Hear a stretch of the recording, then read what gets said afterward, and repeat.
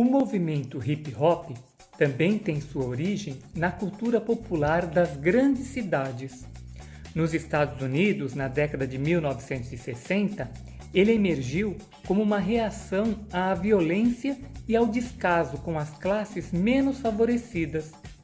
As culturas afro e latina de Nova York mesclaram-se e criaram uma cultura das ruas. A difusão do grafite por todo o mundo deu-se por meio do hip hop, ainda que tenha existido uma vertente na cultura punk e em outras, independente de qualquer movimento. No movimento hip hop, o grafite corresponde à sua linguagem visual, enquanto na dança há o break dance, ou breaking, e outras linguagens de danças de rua. E na música há o rap, linguagem de música que traz a fala ritmada e rimada como principal característica. Os MCs, mestres de cerimônia, são os apresentadores, animadores, rimadores e cantores. O beatbox, que consiste em fazer o som das batidas, instrumentos musicais e efeitos sonoros, utilizando apenas a voz. E os DJs, ou disc jockey, operadores de discos e produtores musicais que se utilizam da tecnologia em suas performances ao vivo. No Brasil, o movimento se fortalece principalmente nos bairros periféricos, onde a população se encontra em situação de vulnerabilidade social. Há um forte aspecto crítico expressado nas músicas e nas imagens, como as questões indígenas abordadas por Crânio na obra apresentada anteriormente. Floresta Amazônica. A floresta amazônica é um dos patrimônios naturais mais ricos do planeta. Nela há uma variedade imensa de plantas e animais. Suas matas guardam histórias dos habitantes nativos e mistérios. Crânio destaca em sua obra a questão amazônica, centrada especialmente no desmatamento. A exploração ilegal de suas terras para a extração de madeira e de minérios, a pastagem de gado e o cultivo da soja têm causado sérios danos à floresta. Uma vez que o seu solo tem baixa fertilidade, novas áreas são desmatadas para dar continuidade às atividades agrícola e pecuária.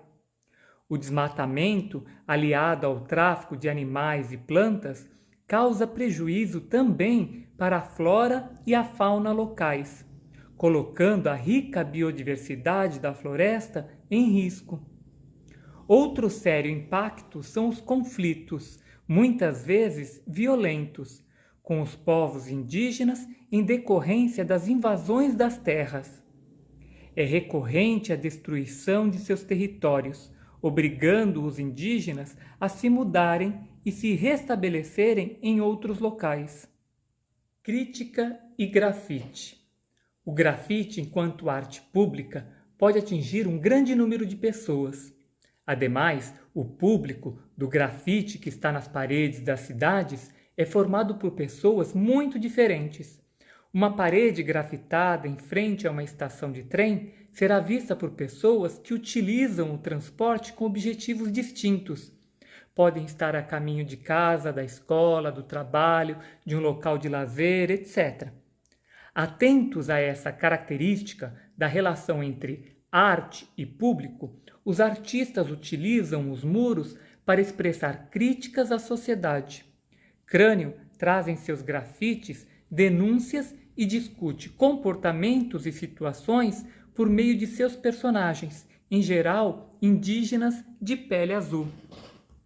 Sobre a importância da arte na divulgação de opiniões e também como forma de expressão, Fábio Oliveira, o Crânio, disse certa vez: acredito ser importantíssimo colocar uma crítica atrás de um trabalho artístico. Caso contrário, seria apenas mais um desenho bonitinho nas paredes de galerias e nos muros nas cidades. E também acredito ser importante mostrar um contexto histórico, algo onde as pessoas podem se agarrar, se lembrar. Isso é, as pessoas têm que saber o que está acontecendo em nossa sociedade e abrir os olhos para os problemas. Há uns anos atrás, um índio mesmo estava em Brasília, eu acho que todo mundo já conhece essa história, né? E passou uns caras de carro e tocaram fogo nele porque ele estava dormindo ali na calçada. Então é meio que um protesto sobre esse homicídio, né? Então é um protesto em relação à segurança e ao descaso com o povo brasileiro mesmo.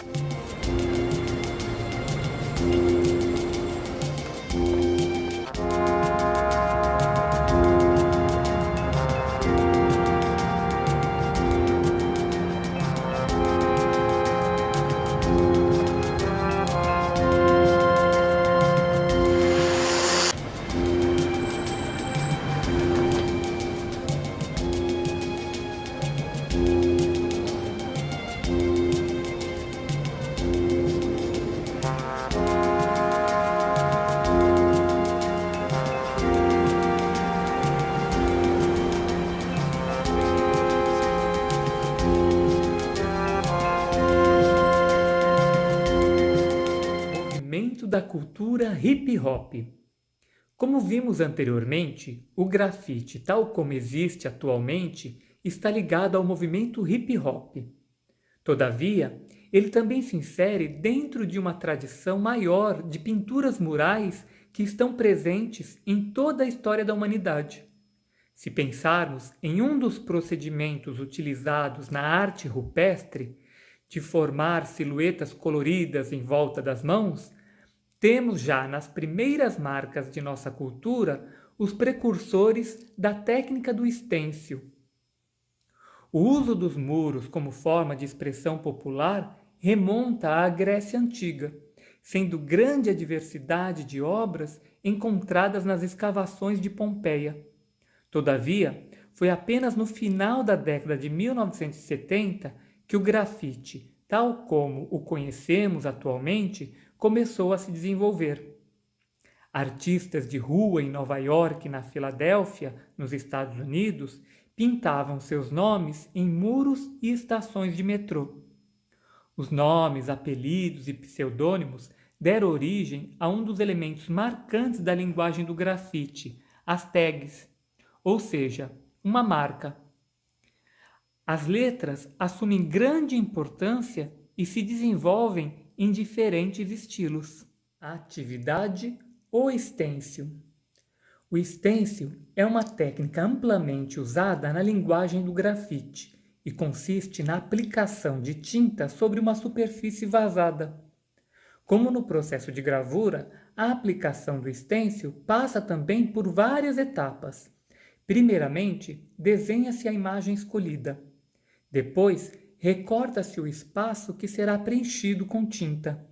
Em seguida, fixa-se a máscara no local determinado e, por fim, aplica-se a tinta. Que tal fazermos um estêncil? Vamos experimentar primeiramente com uma folha de papel. Crie sobre ela um desenho, uma marca, tag, um símbolo, uma letra ou um número. Esse desenho será a máscara do estêncil. É importante ressaltar que ele será recortado do papel e, portanto, formas fechadas indicam que todo o espaço interno será preenchido por uma única cor. Por exemplo, se for desenhado o número 8 como uma figura fechada, ao recortar as linhas, teremos dois círculos, um sobre o outro, totalmente preenchidos. Para que as linhas do 8 ficassem demarcadas, seria preciso deixar um espaço de ligação entre as partes externa e interna do número. Depois de desenhar, recorte o espaço que será preenchido. Para tanto, será preciso perfurar a região antes de recortá-la. Em seguida, a máscara criada deverá ser posicionada sobre uma superfície que receberá a arte. Pode ser uma folha de papel de mesmo tipo ou de tipo diferente. Para não sair da posição, você poderá fixar a máscara usando fita adesiva ou pesos que não permitam que ela seja movimentada. O passo final é a aplicação da cor, que poderá ser feita com lápis, caneta, giz ou tinta. Você poderá repetir a experiência criando máscaras mais complexas e de diferentes materiais. Para o preenchimento, o material mais usado é a tinta, podendo ser aplicada de diversas formas. No entanto, o spray é o mais utilizado na linguagem do grafite. Aguardo o seu trabalho, seu lindo stencil e até logo!